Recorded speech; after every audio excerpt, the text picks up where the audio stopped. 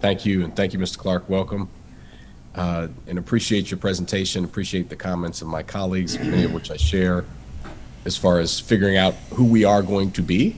I think in so many ways, our region and our county and our country, we're figuring out who we're going to be and how do we provide the service and the amenities and the support that our residents need. And Metro WMATA is no different.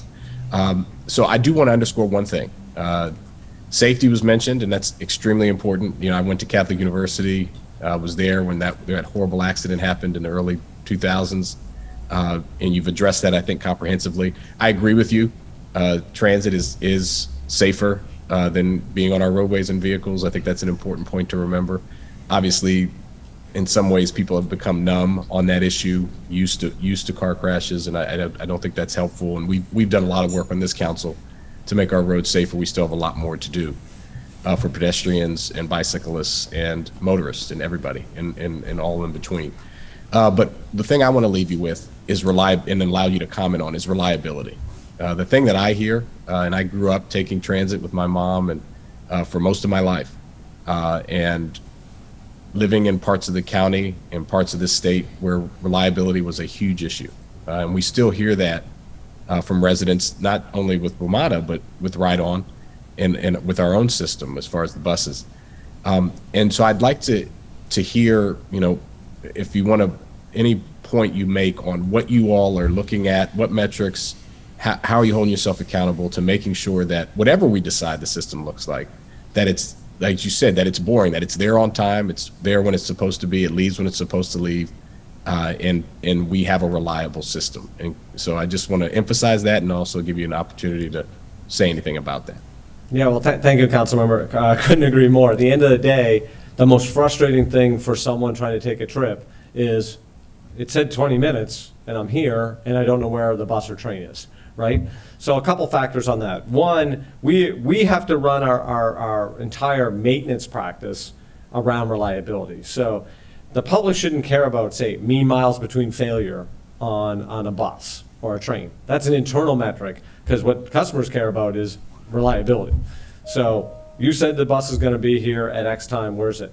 Now, on the rail side, our level of reliability should be incredibly higher than on the bus side because we control the right-of-way, right? Part of the challenge in bus, unless you have a dedicated busway, we are at the mercy of every other vehicle or parts of the environment. So that could be weather related, it could be obviously a traffic crash, it could be construction or utility work, you name it. So whether that's the Montgomery County bus system or ours, we're kind of a victim of that. Now, to help with that, obviously, and I would encourage you all to think about, is every ounce of transit priority infrastructure you can push forward not only helps us for reliability and a customer satisfaction, it actually drops the cost of delivering that service. So if we have places where we have dedicated right-of-way, if we have places where we get priority at lights, and on and on and on, that means that service could run faster, and that faster service means more cost efficient, and so there's a customer advantage and then there's the organizational advantage. On the rail side, we need to do a couple things. One is our vehicle fleet. So the 7,000 fleet is 4 times more reliable than our older legacy cars, which makes sense, right? Generally speaking, if you have a new house versus one that's 40 years old, our fridge, the 40-year-old fridge is probably likely to break more often than a new fridge, in theory. So that's one element we're working on. Another part, though, is our infrastructure around power systems and signals. So this organization had a significant issue back in, probably 5, 6, 7 years ago related to traction power failures and a lot of arcing insulators. I am very impressed with our track here at Metro. We have actually no speed restrictions. We have a great power cable program now, so things that obviously were issues that are now addressed.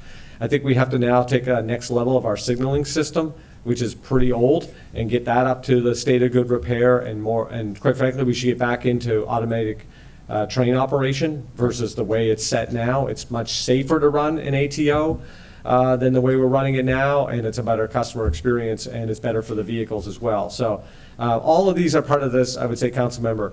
We're in this whole modernization process, and quite frankly, we can't modernize quick enough to get to be the system people need. So again, I go back to being a customer.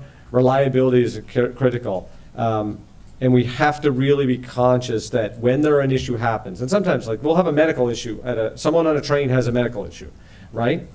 No matter what the scenario is, we need to be able to communicate incredibly effective to our customers. So I hope people have noticed in the last month or so, we've upped our game on communications. We are running later hours during the week. We're actually now have people available all weekend, when customers are actually on the system. We're better on social media, we're better on phone, we're better on email. Are we there perfectly? No, but we are leaning in heavily and I want to provide more signage on top of stairs. So if you're to say DuPont Circle, wouldn't it be great to know what the train status is before you went down a long escalator, as an example? So, and then we're all adults. I want to give people information, and adults can make decisions, but we need to give pieces of information as quickly as possible let people make life decisions. I appreciate that. Those are all really specific ways you're addressing it, and we look forward to updates and supporting you along the way. I appreciate it. Thank you. Thanks, Councilmember.